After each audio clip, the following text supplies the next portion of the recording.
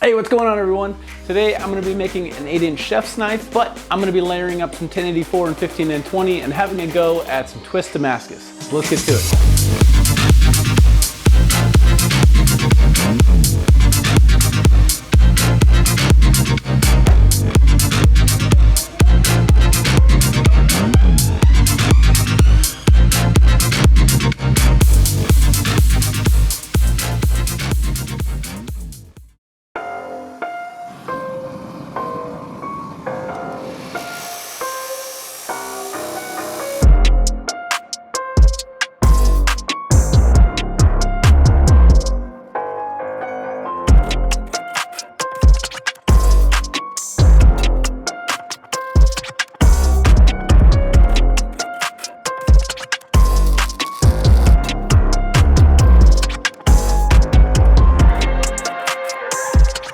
So what you just saw there, I've got my billet soaking in a cup of WD-40, something I've seen more frequently on YouTube and in knife making forums, where to try to avoid having to use flux like borax in your forge, which eats away at the liner of your forge, you can soak your billet in something like kerosene or WD-40. That oil flashes off as the billet heats up, burns off any oxygen in between the layers of steel, and what you're left with is a fine film of carbon in between the layers, which isn't going to affect the forge welding process at all, and it's going to prevent oxidation on the steel. So I'm going to give this a go, see how it works. If I can not have to put borax in my forge anymore, that would be amazing. So I'm going to see this as a win if it works.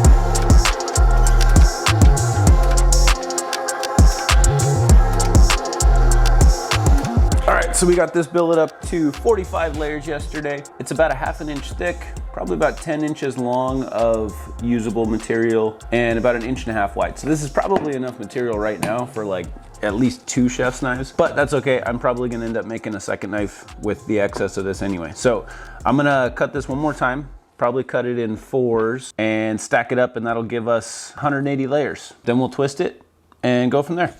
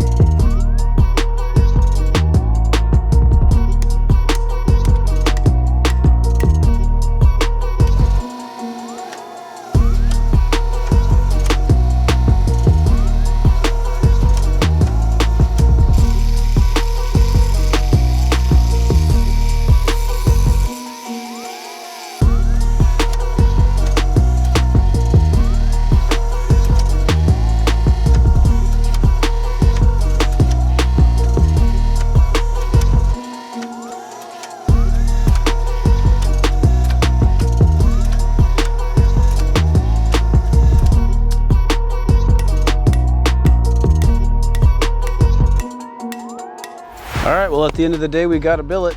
So I'm gonna let this cool overnight in the forge and kind of relieve some of the stresses in the steel. But I'm at about 1 3/4 inches by 10 inches, and it's about 3/16 thick. So I got plenty of steel for a chef knife. And tomorrow we'll forge out a knife blade.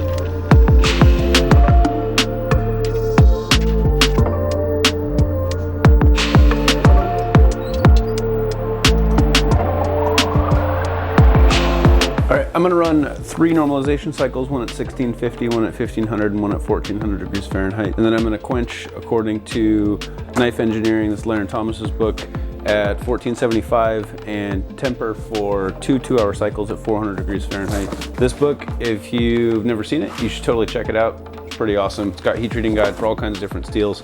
This is 1084 and 15 and 20, so I'm gonna be using the 1084 recommendations.